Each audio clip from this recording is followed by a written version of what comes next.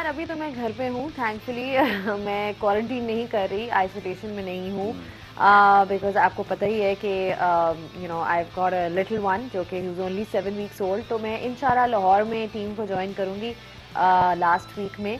जो main matches हैं उनमें मैं आपको नज़र आऊँगी, लेकिन अभी के लिए मैं अपनी टीवी स्क्रीन पे देखूँगी और जिस तरह सब इंजॉय कर रहे हैं करेंगे उस तरह मैं भी इंजॉय करूंगी। So really looking forward to it and looking forward to all the matches. And how is your little one?